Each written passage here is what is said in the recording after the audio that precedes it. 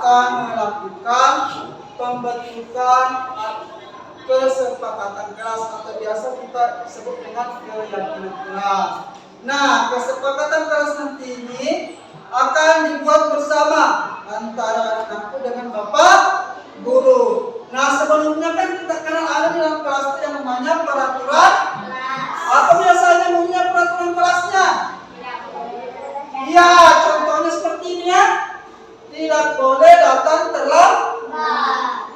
Kemudian yang kedua, apa lagi? Dilarang membuang sampah sembarangan. Kemudian peraturan kelasnya berikutnya apa lagi? Tidak boleh bertengkar. Iya, tidak boleh bertengkar. Kemudian Tidak boleh berkepanjangan dan berambut panjang. tidak boleh berkuku panjang dan berambut gondrong bagi laki. Kemudian selanjutnya apa lagi peraturan kelasnya? Harus minta izin jika ingin keluar kelas. Nah, apa lagi peraturan kelasnya berikutnya? Tidak boleh makan dan minum dalam kelas. Iya, pintar semua. Apa lagi peraturan kelas berikutnya yang pernah kalian lihat dibuat oleh Bapak Guru? Tidak boleh memakai perhiasan emas. Nah, peraturan kelas 10 ini dibuat oleh Bapak Guru. Nah, sekarang kita akan berubah. Kita akan prakarsa menjadi keyakinan kelas atau kesepakatan kelas antara Bapak dan anak-anakku semua. Nah, sekarang kalimat negatifnya seperti kata tidak, dilarang, tidak harus. Kemudian tidak itu diganti menjadi kalimat positif. Kalau contohnya tidak boleh datang terlambat diganti menjadi apa dah? Iya, pintar menghargai Waktu. Nah, kalian yang buat sendiri ya. Nanti kita sepakati yang mana yang akan dilaksanakan.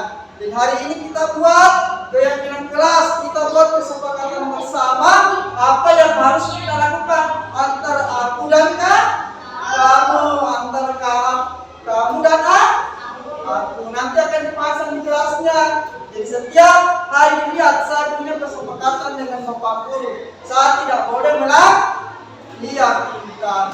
Nah, sekarang Bapak Guru bagikan kertas.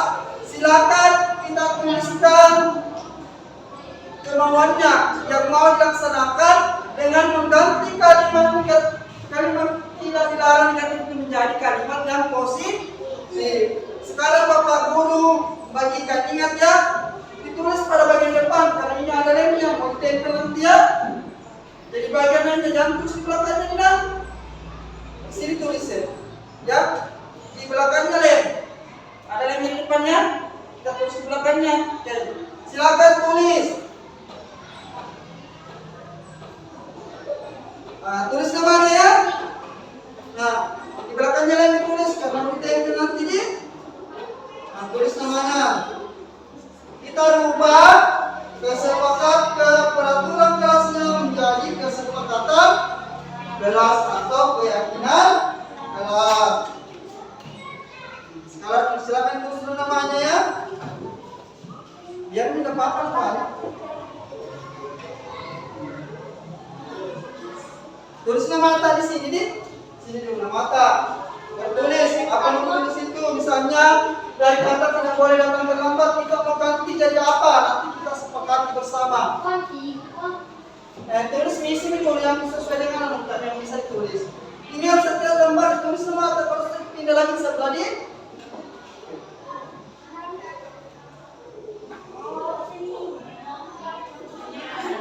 Tunggu, mas nanti dibagi nomor dulu ya. Terus sini biar tidak berapa lainnya karena mau di tempel, ya. Terus kita tempel di papan tulis. Berapa? Ayo, sekarang tulis. Ya, tulis nama mata di sini. Kita mengganti misalnya kalimat ini kita mengganti jadi apa? Tidak boleh datang terlambat. Kita sepakati ganti jadi apa? Ini lagi tulis juga yang ini, kita ganti juga yang ini yang lain semua. Nah, tulis lagi di belakangnya. Yang mana lagi mau diganti, mau diperbaiki? Apa di situ ditulis? Membuang. Oke, lanjut. Di belakangnya lagi, bisa lah. Satu lembar 2 kalimat ditulis atau 3. Ya, 3 kesepakatan pimpinan kelas yang ditulis ini bisa-bisanya nomor 1 lembar pertama dengan nomor 2. Kemudian nomor 3 dan 4 kita ganti menjadi di halaman 2 itu menjadi apa kalimat positifnya.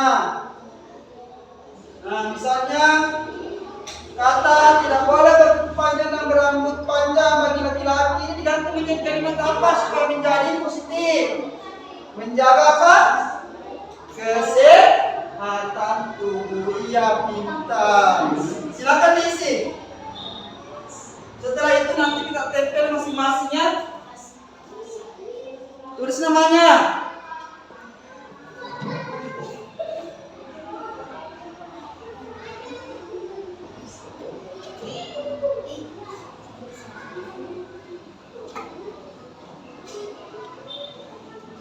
Silakan ditulisnya ya, sesuai dengan kesepakatannya nanti yang disepakati apa untuk dilaksanakan menjadi keyakinan kelasnya.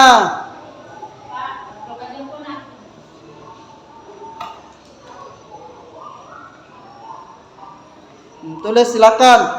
Yang di Suraya menjaga kebersihan. Ya, tulis lagi nak.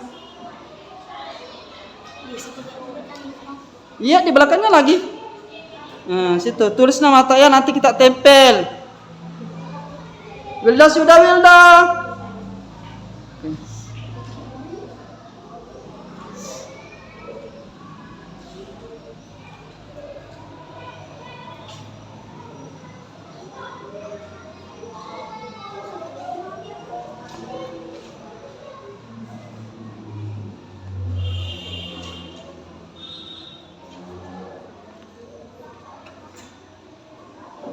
Masih ada bentuk kertas begini yang sudah bisa ditempel di sini. Kalau masih cukup, boleh ganti. Masih mau?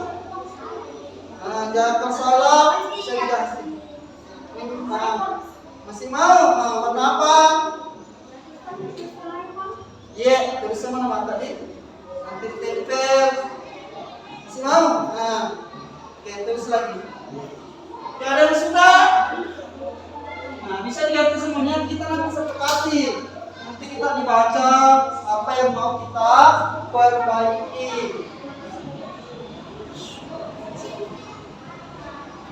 Masih ada yang putus nih, nggak cukup. Bapak guru kasih lagi.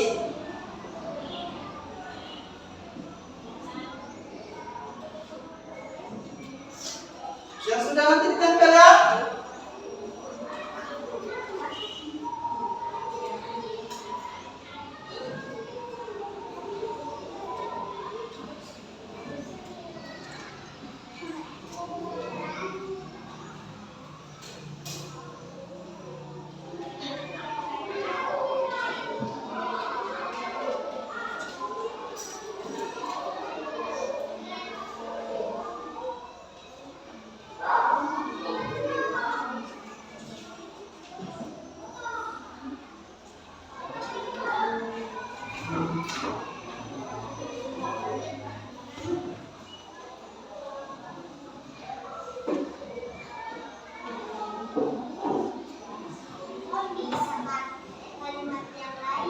Bisa.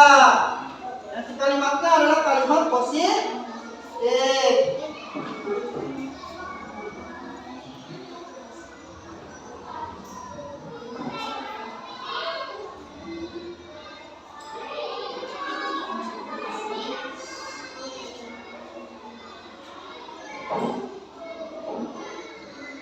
Bisa saling membantu. Nah, tidak boleh bertengkar, kita harus sepakati jadi apa? Bisa kalimatnya menjadi menghargai dan menyayangi. Iya, pintar, menghargai dan menyayangi teman.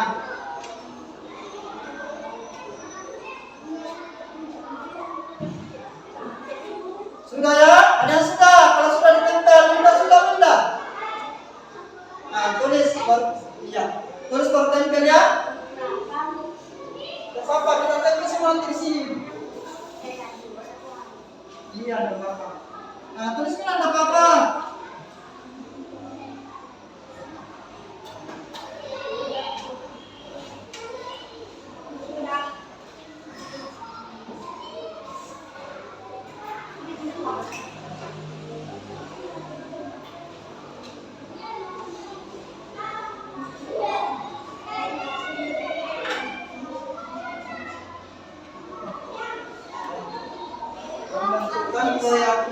kelas.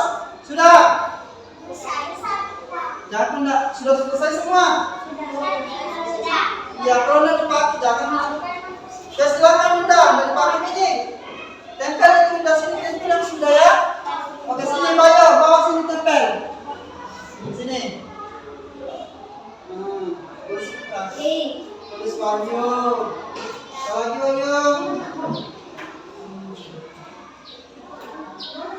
Malang Bayung.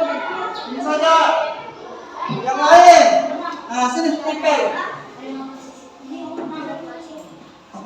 Sini dekatnya supaya nanti dilihat namanya toh. Nah, sini. Buat sudah.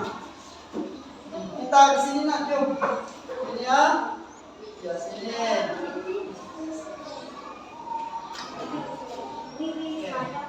Sini tempel di sini.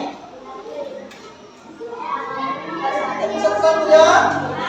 Kita tempel.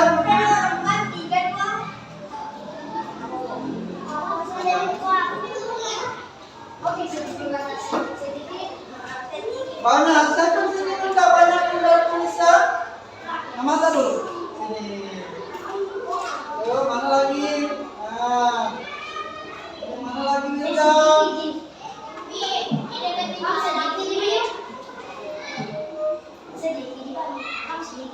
Kita lagi.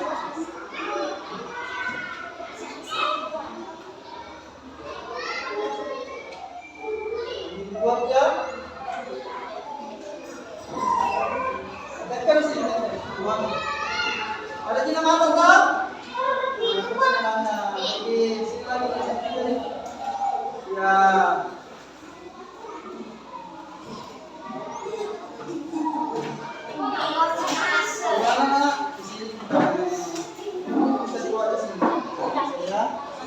Lagi. Yang tetap di sampingnya di sini. Oh,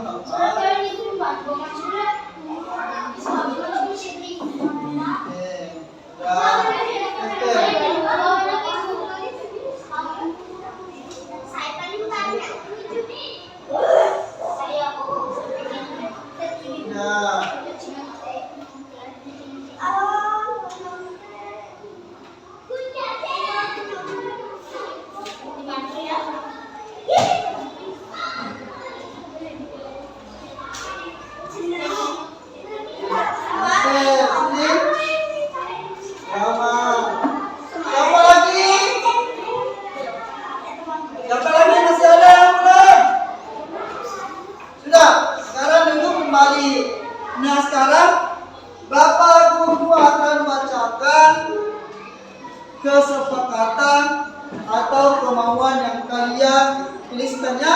Nanti kita sepakati bersama. Saya baca dulu dari Muhammad Bayu Anggara. Menjaga kesehatan tubuh. Bagaimana? Kemudian menjaga kebersihan. Bagaimana? Oke. Kemudian menghargai dan menyayangi teman. Bagaimana, sepakat tidak?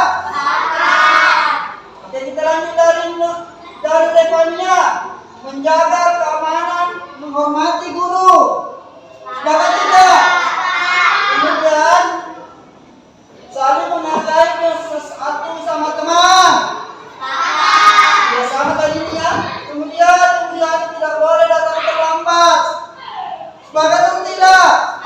Kita nanti menjadi menghargai waktu. Iya, pintar menghargai Waktu. Kemudian tidak boleh berkuku panjang dan menjaga bersih. Kita akan jadi apa nanti? Menjaga kebersihan tubuh. Iya, pintar menjaga kebersihan. Kemudian dari Rafika menghargai waktu sama dengan disiplin. Kemudian menjaga kebersihan tubuh. Sepakat sama ya? Menjaga kebersihan kelas. Kemudian saling menghargai guru, menjaga keamanan set. Kemudian dari Sapi, saling menghargai, menjaga kebersihan tubuh dan tidak boleh membeda-bedakan orang lain. Tidak membeda-bedakan orang lain berarti saling menghormati dan menyayangi. Sekarang kita dengar dari Bunda Safira. Bunda, membuang sampah pada tempatnya. Kita ganti dari apa supaya lebih bagus?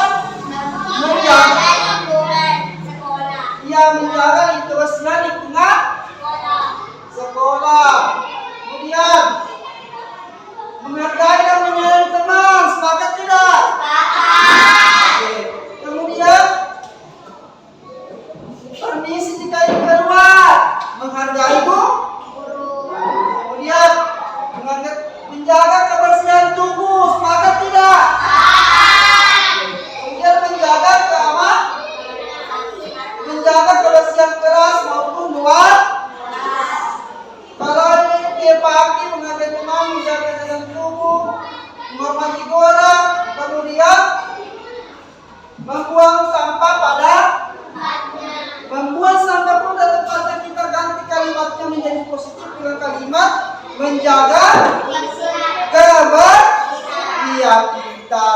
Nah, bagaimana tadi? Andi Soraya mengatakan teman-teman, menjaga kesehatan tubuh, membuang sampah pada tempatnya, kemudian Aidil menghargai waktu. Gloria menjaga kebersihan tubuh, menjaga lingkungan sekolah, kemudian Drama saling menghargai, membantu, berpakaian rapi, menjaga lingkungan sekolah, menghargai, kemudian Ferdi menghargai waktu, menjaga kebersihan, saling menghargai, menjaga Nah sekarang hari ini kita akan buat kesepakatan kelasnya mempergunakan template merangkum dari ini ya. Nah hari ini kita akan sepakat melakukan kegiatan yaitu yang pertama adalah kita sepakat hari ini tidak boleh datang terlambat, diganti menjadi apa tadi? Menghargai waktu. Ya bagus. Sepakat? Sepakat. Oke, kemudian dilarang membuang sampah pada sembarangan. Kita ganti kalimatnya menjadi kalimat positif sesuai kesepakatan menjadi apa? Menjaga kebersihan. Ya sepakat? Sepakat. Oke, kita lanjut yang tiga. Tidak boleh bertengkar. Saling menghargai. Kita ganti menjadi saling menghargai dan Jangan. sepakat atau tidak? Sepakat. Sudah berjanji tidak boleh bertengkar ya? Iya, sudah sepakat. Sama-sama temannya. Kemudian tidak boleh bertutup panjang dan berambut panjang bagi laki-laki. Sepakat tidak? Sepakat. Kita ganti menjadi apa? Menjaga? Menjaga kebersihan. Iya, kita menjaga kebersihan. Bagaimana sepakat menjaga kebersihan tubuhnya? Iya. Kita lanjut. Harus minta istiqah ini keluar kelas. Sepakat? Kita ganti kalimatnya menjadi menghargai. Iya, kita sepakat? Oke, yang keenam, tidak boleh makan dan minum dalam kelas. Ini sama dengan artinya menjaga kebersihan kelas. Yang tidak boleh memakai perhiasan emas. Sepakat? Tidak boleh memakai perhiasan emas. Kita ganti menjadi berpakaian sederhana. Bagaimana tadi sudah sepakat semua? Siap untuk melaksanakan? Hari ini kita telah membentukkan keyakinan kelas. Keyakinan kelasnya nanti akan ditempel dan ditandatangani oleh menantu. Jadi ingat, setiap kita lihat, berarti kita akan mengingat bahwa itu adalah kesepakatan sebuah saya tidak boleh melanggarnya. Oke, bersedia? Oke, hari ini kita telah membuat kesepakatan kelas dan Bapak Guru harap kita melaksanakan kesepakatan kelasnya kapan bisa mulai? Iya, besok. Kita mulai besok ya. Iya, terima kasih atas perhatiannya. Dan ingat, hari ini kita buat kesepakatan ke kelas. Nah, besok kita akan terima kasih atas kerjasamanya. Terima kasih sudah membuat kesepakatan bersama. Nah, Bapak Guru akhir dengan ucapan Assalamualaikum warahmatullahi wabarakatuh.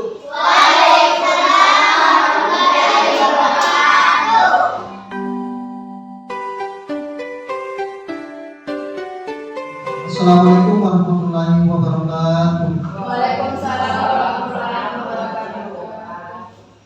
Sebelumnya saya ucapkan terima kasih kepada Bapak Ibu Guru dan Guru atas kesediaannya hari ini meluangkan waktunya untuk bersama-sama kita akan melakukan implementasi penerapan budaya positif di sekolah kita. Nah, ini merupakan salah satu tugas saya sebagai guru penggerak dan wajib untuk diterapkan di sekolah kita sebagai pelaksana kurikulum merdeka dan sebagai juga salah satu bentuk interaksi penerapan profil pelajar Pancasila. Baik Bapak Ibu, marilah kita bersama-sama senantiasa memanjatkan puja dan bersyukur kepada Allah Subhanahu wa taala. Alhamdulillah hari ini hari Selasa tanggal 25 Juli 2023 kita bersama-sama kembali dalam acara kegiatan diseminasi budaya positif. hal-hal yang baik yang akan kita laksanakan di sekolah kita. Salam dan taslim kita limpahkan dan curahkan kepada Nabi junjungan kita, Nabi Muhammad sallallahu alaihi wasallam. Nabi yang menjadi suri teladan panutan kita, semoga kita senantiasa mendapatkan syafaat untuk petunjuk keselamatan dunia dan akhirat kelak insyaallah. Baik Bapak Ibu, saya perkenalkan nama saya atas nama Suherman, calon guru penggerak Kata 8 dan Kabupaten Bone. Fasilitator saya adalah Bapak Angka dan fasilitator saya Ibu Nurul Fitrasat dan pengajar praktik adalah Bapak Angka. Jadi judul kegiatan kita hari ini Bapak Ibu yaitu diseminasi aksi nyata tentang budaya positif. Ya, pesertanya tentu kita semua di SD Negeri 27 Pasiko.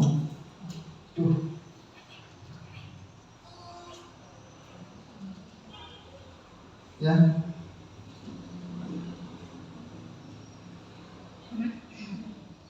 Jadi pesertanya dari Bapak Ibu dari SD Negeri 27 Pasiko ya.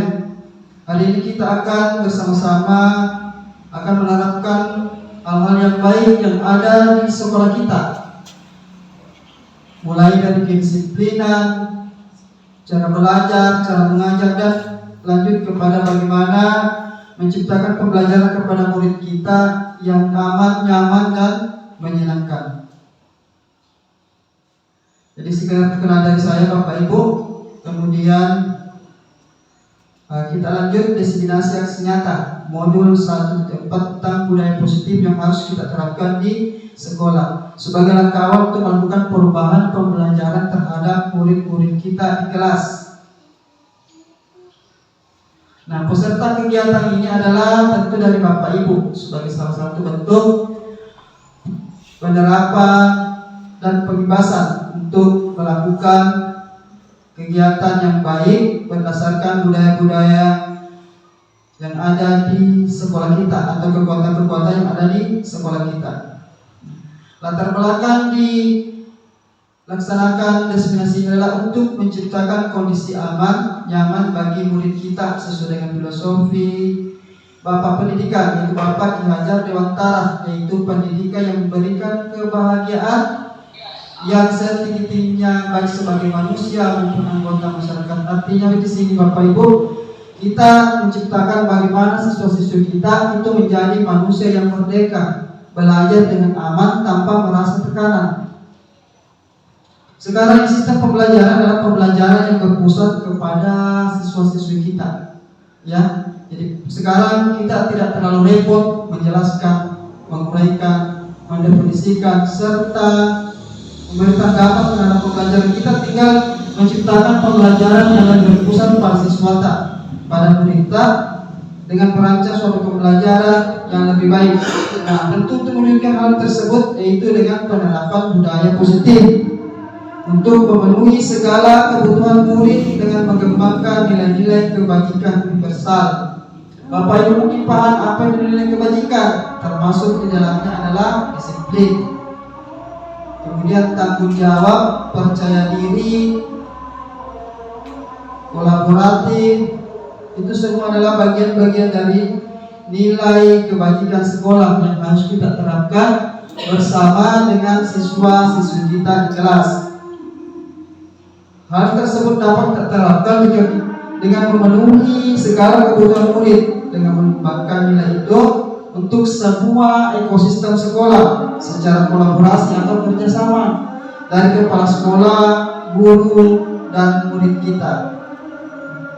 Budaya positif dapat kita bangun dengan membentuk salah satunya adalah keyakinan kelas. Kalau dulu kita buat dengan peraturan kelas iya, kita sering buat tata tertib ya, tata tertib kelas. Sekarang bukan lagi istilahnya tata tertib, diubah menjadi keyakinan kelas. Kenapa keyakinan kelas? Karena dirumuskan bersama guru dan siswa. Itu lagi sekarang Bapak Ibu ya. Jadi bukan lagi tata tertib. Kenapa tata tertib? Karena tata tertib biasanya hanya dibuat oleh guru. Jadi siswa hanya melakukan karena merasa tertekan. atau merasa takut kepada bapak ibu guru kelas dan guru lainnya.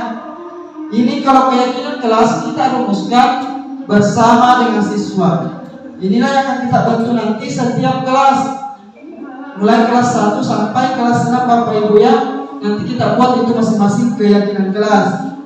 Nah, keyakinan kelas itu disusun berdasarkan dengan tata tertib sebelumnya. Cuma kalimatnya yang diprakarsai atau diubah. Misalnya kata dilarang mengganggu temannya, kita ganti kalimatnya menjadi saling menghormati dan menghargai sesama teman. Tidak ada lagi kata dilarang. Jadi tidak ada sifatnya yang berupa peraturan ketat atau tekanan. Seperti itu bapak ibu ya. Nah, ini yang positif disusun membentuk keyakinan kelas dan menerapkan segitiga restitusi. Ini segitiga restitusi adalah bentuk pemecahan masalah terhadap siswa-siswi kita yang melanggar. Nah, kemudian itu salah satu bentuk pemecahan masalah. Kemudian upaya menjalankan. Ini digunakan keduanya, yaitu membentuk keyakinan kelas, kemudian menggunakan yang namanya segitiga restitusi untuk membantu anak memecahkan setiap masalah-masalah yang dihadapi di kelas. Bukan lagi tindakan tak seperti dulu, datang langsung menghukum anak-anak, kasih berdiri dan sebagainya. Bukan lagi seperti itu tindakan pembelajaran saat ini bapak ibu ya.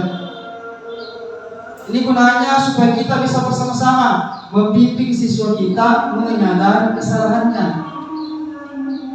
Mereka sendiri nanti yang menyadari kesalahannya dan merubah pola pikirnya. Nah, ini salah satu bentuk penerapan supaya kita semua bisa menjadi membiasa menciptakan budaya yang baik terhadap bapak ibu, baik di dalam kelas maupun di luar kelas bersama siswa. Tujuan kegiatan penerapan budaya positif untuk mewujudkan budaya positif dengan keyakinan kelas. Jadi bapak ibu tadi sudah paham bahwa bukan lagi tata tertib atau peraturan kelas, tapi kita buat dalam bentuk keyakinan kelas. Keyakinan berarti yang disepakati buat dan disepakati bersama antara guru dan siswa. Seperti itu bapak ibu ya. Ini gunanya kenapa? Untuk membangun semangatnya siswa supaya mereka menyadari sendiri. Itu nanti kita pasang di kelas masing-masing. Bisa kita gunakan judulnya misalnya aku dan kamu. Nomor 1 contoh. Nanti saya akan jelaskan bapak ibu ya. Ini untuk membangun kesadaran siswa sendiri. Nah, kemudian ini menciptakan pembelajaran di dalam kelas yang nyaman dan menyenangkan terhadap siswa.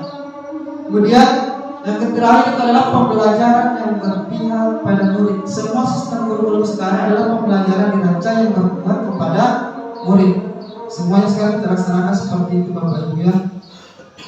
Kemudian kalau ukurnya, apa yang menjadi ukuran nanti tentang penerapan budaya positif di sekolah bapak ibu, yaitu tercipta suasana positif atau suasana yang bagus di dalam kelas. Tidak ada lagi anak-anak yang berteriak-teriak, tidak ada lagi anak yang bertengkar, tidak ada lagi siswa-siswa kita yang selalu saling mengganggu. Itu yang kita harapkan, supaya mereka menjadi manusia yang saling menghormati dan menghargai, sama dengan kita bapak ibu di dalam ekosistem sekolah kita. Supaya semua bisa berpartisipasi aktif, maka harus disusun bersama antara guru dan dengan mengakomodasi pendapat siswa ditanya anak bisa tidak seperti ini. Kalau mereka sudah sepakat, nanti kita akan buat dalam bentuk keyakinan kelas, mereka tanda tangan. Jadi setiap masuk di kelas, setelah dia melihatnya, maka dia akan sadar sendiri bahwa ini ada yang sudah saya sepakati, ada yang saya sudah janjikan. Ketika mereka melanggar, kita bisa memecahkan masalahnya dengan memanggil secara pribadi untuk melakukan perbaikan sikap-sikapnya.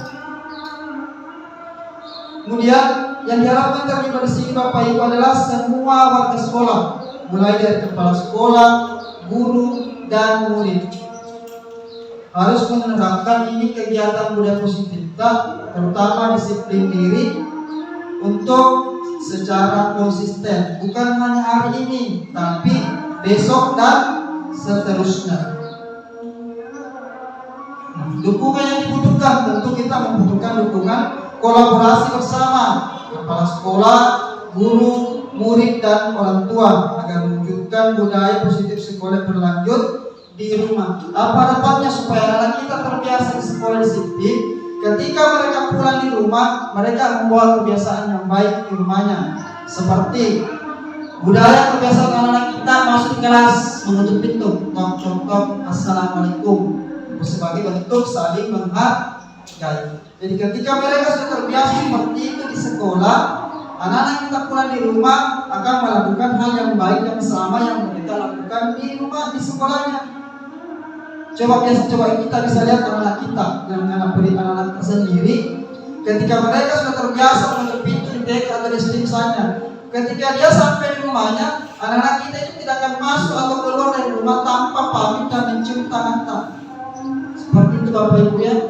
Dan itu kebiasaan yang harus kita tanamkan. Yang kedua adalah sarana yang kita butuhkan di sekolah untuk penerapan budaya positif seperti tempat duduk yang nyaman untuk bersantai, bersenda-gurau bersama temannya. Begitu juga sarana pembelajaran yang lain seperti alat-alat kit matematika dan IPA. Itu harus kita lengkapi juga, termasuk ketika kita mengajar kita bisa menggunakan proyektor atau layar, kemudian laptop, spidol, penalaran dan sticky note yang seperti ini Bapak Ibu ya, sticky note. Kalau mau kita buat anak tak senang, sebenarnya bisa kita beli-beli saja, putusin nanti. Kita beli begini, kita bagikan kalau dia belajar supaya mereka belajar dengan bebas, dengan senang, bisa mengekspresikan pendapatnya. Kalau misalnya materinya, contohlah perkalian, kita bisa memberikan contoh perkalian dengan membagikan sticky note untuk menciptakan kesenangan belajar sambil mereka menempelkan setelah selesai latihan. Kemudian dalam penerapan budaya positif tentu ada hal yang perlu kita pahami, yaitu kebutuhan dasar sebagai manusia. Ya, kebutuhan dasar manusia itu ada 5 Bapak Ibu ya. Bertahan hidup. Bagi bertahan hidup tentu kita juga harus punya pekerjaan, satu pekerjaan. Yang kedua kita juga harus punya tempat tinggal. Yang ketiga kita juga harus punya makanan dan minum. Karena kita tidak bisa bertahan hidup untuk tidak memiliki hal tersebut. Kita butuh tempat tinggal untuk keamanan dari hujan dan panas.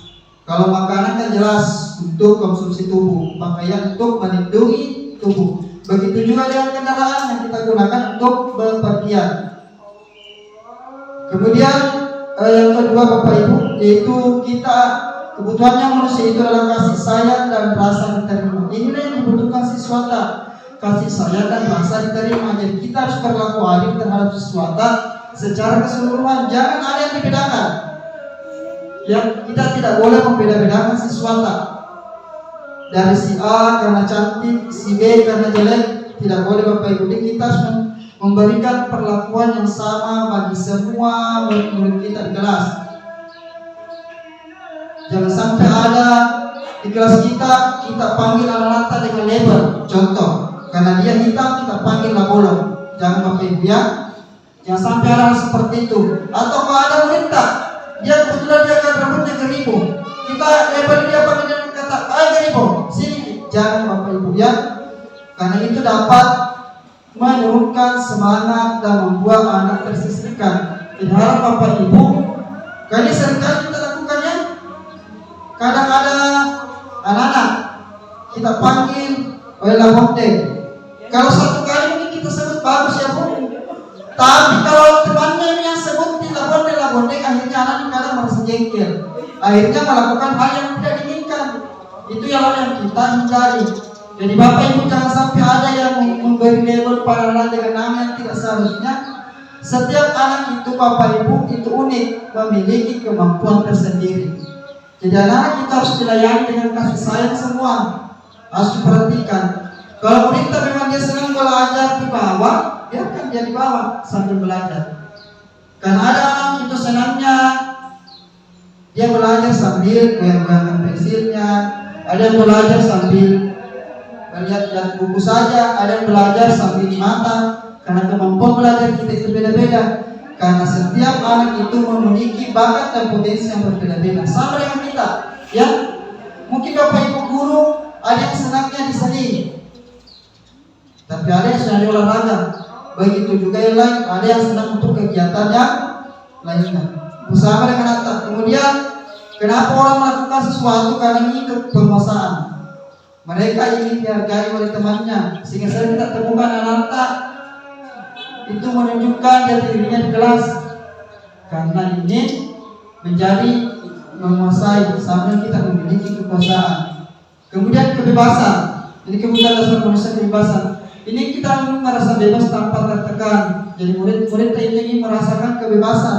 Dan jangan kita dalam kelas sekali-kali memberikan batasan pada anak. Tidak boleh ini, tidak boleh ini.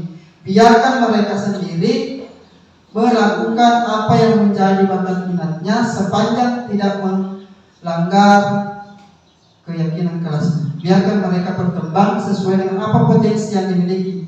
Karena anak itu manusia yang unik, sama dengan kita, beda-beda potensi kita. Begitu juga dengan siswa-siswa kita di kelas. Kemudian anak-anak bisa melakukan sesuatu karena merasa senang. Nah, puji misalnya, dia suka gangguin temannya karena dia baru merasa senang kalau ganggu temannya. Atau di dalam kelas dia merasa senang karena kalau melihat temannya cemberut atau menangis. Ada anak seperti itu. Dia merasa senang kalau sudah lihat temannya pusing karena sepatunya hilang. Kita sering temukan seperti itu, ya.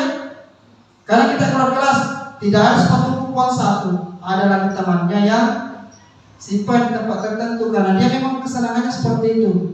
Kalau dapatkan seperti itu, kita bisa bersama-sama memecahkan hal seperti itu dengan memanggil kedua anak tersebut. Penerapan budaya positif di sekolah Bapak Ibu, untuk langkah pertama ada 2 penerapan yang kita akan lakukan dulu, yaitu kita akan melakukan pembentukan keyakinan kelas. Nah, keyakinan kelas itu kita bentuk berdasarkan dari tata tertib peraturan-peraturan yang ada di kelas kita masing-masing. Contoh keyakinan kelas tak? Selalu menjaga kebersihan kelas dan halaman sekolah. Ya, kemudian kedua, saling menghargai dan menghormati. Dulu tidak, kalau kita buat tertib tidak boleh mengganggu teman. Seperti itu Bapak Ibu, kita selalu buat. Tidak boleh mengganggu teman. Kita buat kalimatnya menjadi lebih bermakna, lebih positif dengan kalimat saling menghargai. Kemudian yang ketiga, selalu bekerja sama, saling membantu dan bergotong royong. Kemudian yang keempat, mengambil keputusan dengan musyawarah. 5, meningkatkan kedisiplinan. Kedisiplinan itu masuk mulai dari masuk belajar, istirahat, kemudian begitu juga kalau keluar harus minta izin kepada Bapak Ibu guru kelas. Nah, kemudian yang keenam itu membudidayakan kebiasaan literasi kalau pagi atau membaca. Begitu juga di dalam kelas. Kemudian semangat belajar. Bagaimana kita harus menciptakan anak-anak kita menjadi manusia yang peserta didik yang semangat belajar. Nah, kita lanjut Bapak Ibu ya ke teori kontrol. Kita sebagai guru itu memiliki posisi pengontrol ada 5. Yang pertama penghukum.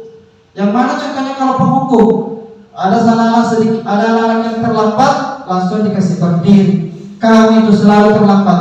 Keliling lapangan. Bukan hal seperti itulah contoh posisi guru sebagai penghukum. Yang kedua, ada anak yang sering mengganggu temannya. Kita panggil ke depan, kita pukul atau kita kasih berdiri, angkat kaki, pegang telinga. Itulah posisivitas yang harus dirubah sekarang. Kita tidak boleh bertindak sebagai penghukum sekarang. Kita harus merubah pola pikir kita. Karena kalau dikasih begitu, anak-anak bukan sadar, tapi akan membuat mereka menjadi lebih keras kepala lagi. Kemudian ini pembuat rasa bersalah Bapak Ibu ya.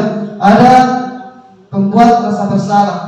Kami selalu datang terlambat.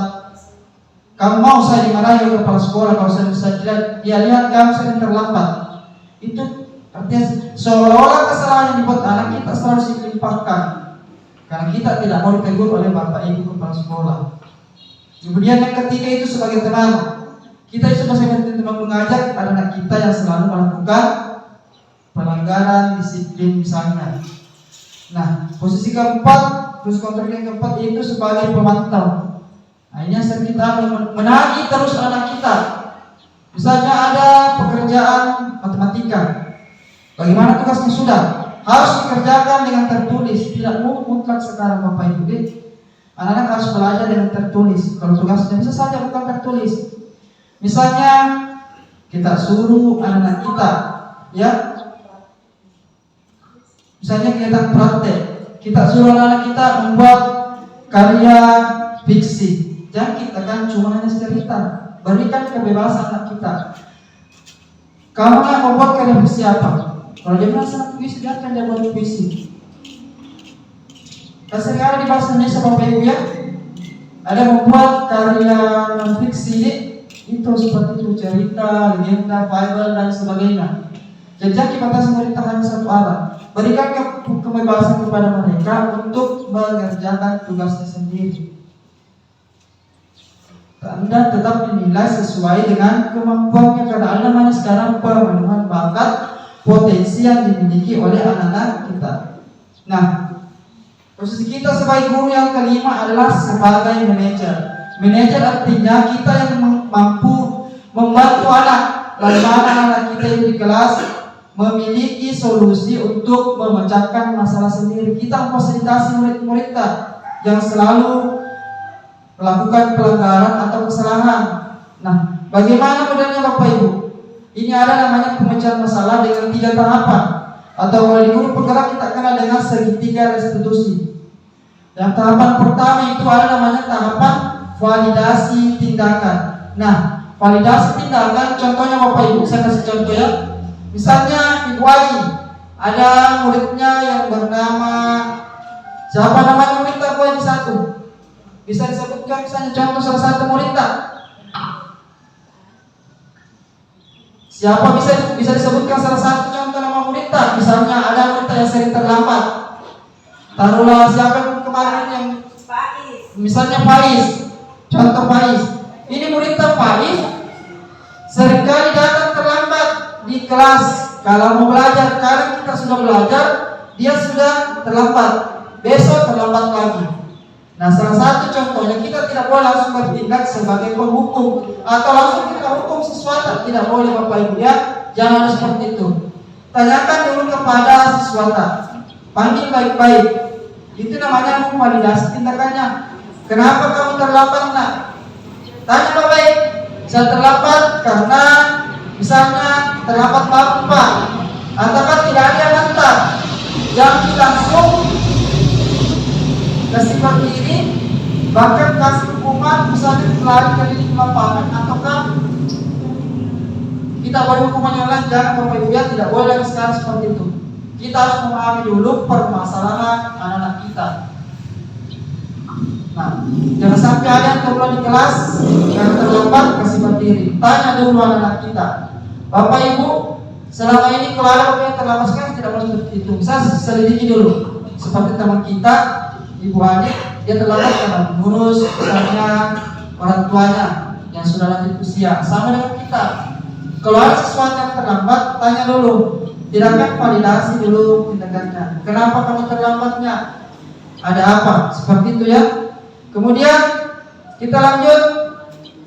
Tenangkan dulu anak kita dengan kalimat stabilkan identitasnya namanya. Tenangkan hatinya. Tidak apa-apa melakukan kesalahan. Biasa pada dalam bahasa Bugis kita dicapu-capu nak tak? Kesalahan, tapi nak tidak apa-apa. Namanya manusia berbuat salah itu yang wajar. Kamu melakukan ini karena tentu punya alasan. Seperti itu. Kamu terlambat misalnya tentu punya alasan kenapa kamu terlambat. Nah, kemudian yang ketiga Bapak, ketiga kita bisa menanyakan keyakinan kelas sesuai dengan yang sudah dibuat tadi. Ya, kamu sudah sepakat, sudah berjanji buat bahwa akan disiplin datang di kelas. Misalnya keyakinan kelasnya menghargai waktu. Kamu tahu tidak apa yang dilanggar? Itu akan dengan sendirinya akan membangun kesadaran sesuatu.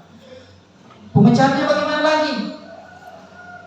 Bersediakah kamu merubah sikap tersebut? Kapan mulai? Kasih perjanjian, kapan mulai? Apa yang akan kamu lakukan? Seperti itu Bapak Ibu ya. Lah mulai besok, siapa bisa bantu di rumah? Kalau memang dia bisa melakukan. Yang perlu juga kita Bapak Ibu komunikasi dengan orang tuanya. Jadi kalau ada anak yang melanggar, harap Bapak Ibu jangan langsung hukum. Tidak boleh ya. Bukan lagi samanya sekarang kita memberikan hukuman kepada anak-anak kita. Bukan lagi waktunya. Nah, sekarang Bapak Ibu ya, bisa Bapak Ibu menyaksikan salah satu contoh penerapan. Sangat bahagia Ibu dan Bapak Guru hebat dalam penerapan disiplin positif restitusi. Salah satu program yang dikembangkan adalah 5 posisi kontrol. 5 posisi kontrol dalam restitusi adalah proses perjalanan seorang pendidik agar dapat mengenali dirinya. Pada video kali ini, kita akan membahas tentang 5 posisi kontrol yang dikembangkan oleh Diane Gosson dan contoh penerapannya.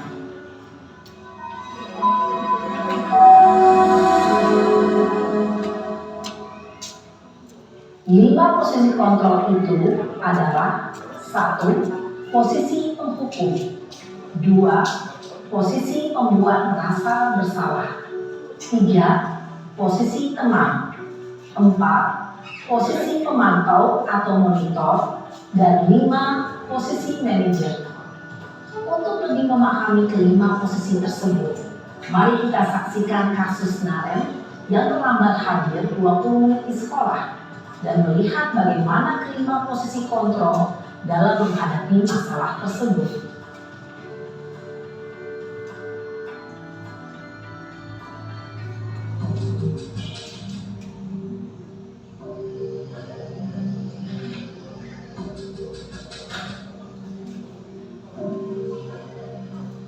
Naren! Sini kamu!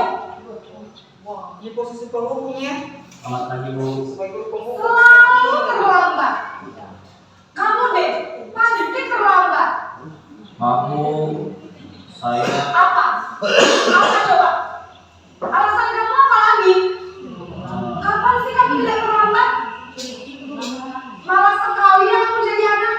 saya Dasar pemalas. Gak kapok-kapok sih kamu. Sudah berapa kali terlambat? Sana, kamu keliling lapangan basket 2 kali. kenapa Jadi saya sekiranya harus lapangan ikut tuh, lapangan basket Bu? Jangan Bapak Ibu. Kenapa? Kamu melawan ibu? Berani-beraninya jawab. Sudah terlambat, masih berani jawab pula. Sekarang, keliling lapangan basket 5 kali sekalian. Biar kapok. Cepat. Pergi sana lapangan basket. Posisi penghukum biasanya berbicara dengan nada tinggi, menghardik, menunjuk-nunjuk, menyakiti, dan menyindir. Hukuman bisa berupa fisik maupun psikis. Ibu dan Bapak Guru hebat, dampak yang terjadi pada murid ketika guru berada pada posisi penghukum adalah murid cenderung akan memberontak, bahkan menyimpan dendam. Nah ini, unit 2, membuat rasa bersalah. Salah. Cek.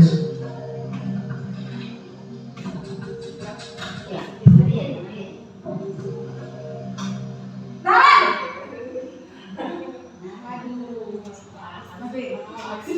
Selamat pagi Bu. Naren. Kamu kenapa terlambat lagi, nak? Ya Tuhan, Naren. Kamu senang ya bikin ibu susah ya? Kalau kamu terlambat lagi, nanti ibu yang ditegur bapak kepala sekolah, nak. Disangka ibu tidak bisa membina kamu. Duh, gimana ini? Maaf Bu, Duh, Gusti Naren. Kamu suka ya kalau ibu ditegur bapak kepala sekolah? Terus, sekarang ibu harus tulis apa yang di buku absen? Ini kamu sudah sering terlambat loh. Ibu harus apa coba? maaf Bu, maaf sekali. Ya sudah, lain kali jangan bikin ibu susah lagi ya nak ya. Ibu tidak akan kuat lagi kalau kamu begini terus. Bisa jantungan kalau ibu tegur bapak kepala sekolah. Sana cepat ke kelas. Maaf ya Bu, maaf sekali. Posisi pembuat rasa bersalah berbicara dengan nada tenang, cenderung lembut. Namun kata-kata yang diutarakan membuat murid merasa menjadi orang yang gagal, memandang buruk dirinya sendiri, merasa tidak berharga, dan tidak sanggup membahagiakan orang lain. Ketika guru mengambil posisi pembuat rasa bersalah, murid akan menganggap dirinya yang bersalah dan ia akan menyimpan emosi negatif tersebut di dalam dirinya.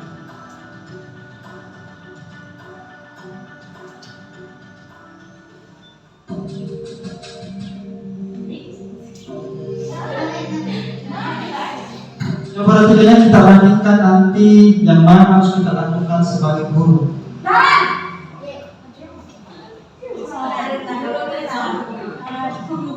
Selamat pagi Bu. Wah, sudah jam berapa ini nak? Selamat lagi ya saya. Posisinya sebagai Iya teman. Bu, habis ibu saya lupa bangunkan saya Bu. Kamu malah menyalahkan ibu kamu. Kamu bukannya anak yang larinya paling kencang.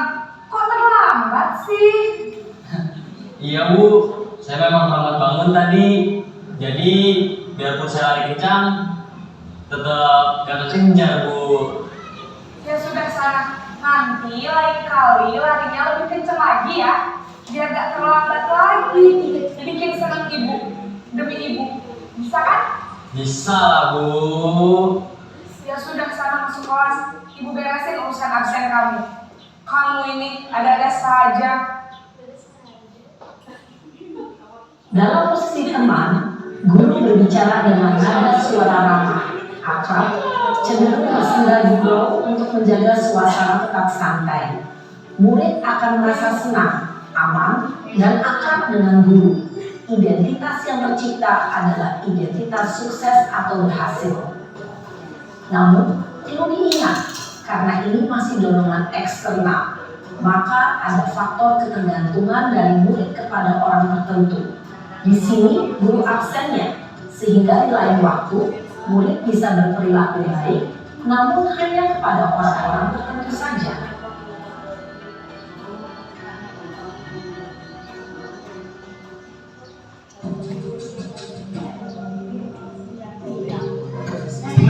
Posisi keempat sebagai pengantar.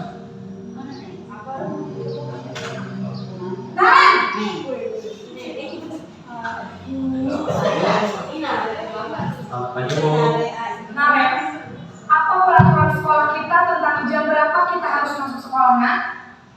Kita harus di sekolah jam 7 Bu. Iya betul, sekarang sudah jam 7.20. Naren sudah tahu konsekuensinya jika terlambat hadir.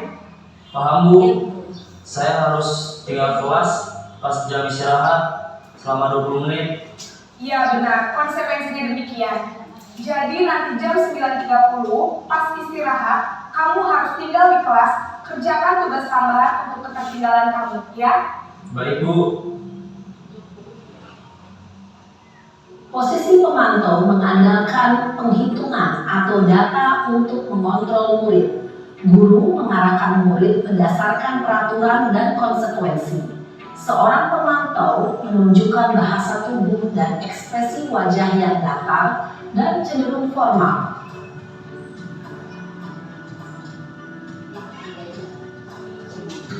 Lanjut posisi kelima Bapak Ibu ya, sebagai manajer, guru sebagai manajer.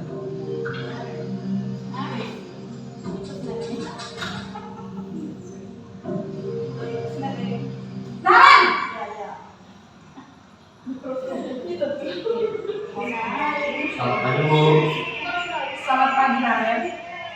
Maaf Bu, saya terlambat. Iya, sekolah masuknya jam 7, sekarang sudah jam 7.20. Jadi sekarang bagaimana ini, Naren? Maaf Bu, saya lupa setel alarm saya semalam.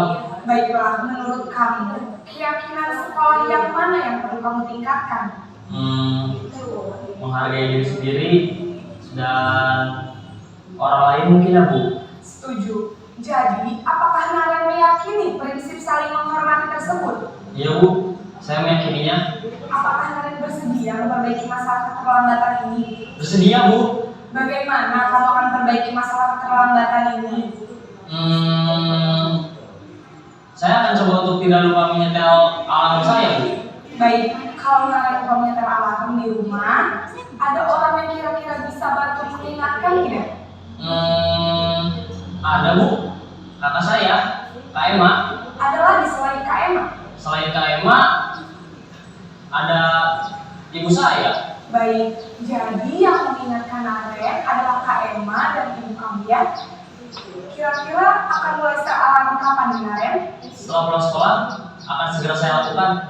Baik, jadi Naren akan setel alarm untuk bangun besok pagi dan akan diingatkan oleh kakak dan ibunda Naren ya. Ada lagi yang mungkin perlu dilakukan Naren agar tidak terlambat bangun lagi. Tidak ada Bu. Baik Naren, terima kasih untuk kerjasama kamu. Sekarang kamu perlu kembali ke kelas untuk belajar. Baik Bu, terima kasih. Posisi manajer adalah posisi kontrol yang disarankan untuk membimbing murid memiliki sikap disiplin yang positif, yaitu murid yang mandiri, bertanggung jawab, dan dapat memecahkan masalah. Tujuan dari posisi ini adalah agar murid dapat berefleksi atas tindakannya. Guru akan dengan tulus memberikan pertanyaan-pertanyaan bermakna, sehingga membuat murid dapat belajar dari kesalahannya dan mencari sebuah solusi untuk menyelesaikannya. Ibu dan bapak guru hebat, setelah mengamati adegan kelima posisi kontrol tadi, Kita lanjut Bapak Ibu ya. Sistem pendidikan sekarang kita seperti itu. Ada 5 tadi tahapan video yang sudah kita lihat. Pertama adalah penghukum. Yang kedua adalah pembuat rasa bersalah. Yang ketiga adalah teman. Yang keempat adalah pemantau. Dan yang kelima adalah sebagai manajer. Jadi saya kembalikan ke Bapak Ibu, ketika kita sebagai guru memiliki 5 posisi tersebut, yang mana yang harus kita lakukan supaya anak-anak kita bisa menjadi manusia yang aman, manusia yang berkarakter. Yang berapa? Iya, kita bisa menggunakan posisi teman, pemantau dan apa? Baik. Kalau kita akan menggunakan posisi teman, itu kesadaran siswa tak hanya dari luar, karena melihat kita sebagai guru. Ketika mereka bertemu dengan guru lain, dia akan tinggalkan lagi. Begitu Bapak Ibu ya.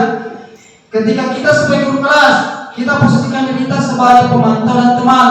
Siswa tak ingin akan senang dan mendengarkan ketika dia berhadapan dengan guru kelasnya. Tapi ketika mereka berhadapan dengan guru selain guru kelasnya, dia dapat melakukan kesalahan lagi. Makanya posisi yang paling bagus yang kita lakukan kepada siswa adalah sebagai manajer. Manajer itu kita tanya dulu anak siswa kalau ada melanggar. Kenapa melanggar nak? Apa alasannya? Kenapa melakukan ini? Setelah itu kita tenangkan dirinya anak. Kita melakukan kesalahan ini tidak apa-apa sebagai manusia biasa. Tapi apakah anak-anakku bersedia memperbaiki? Kalau memang bersedia, tanya lagi.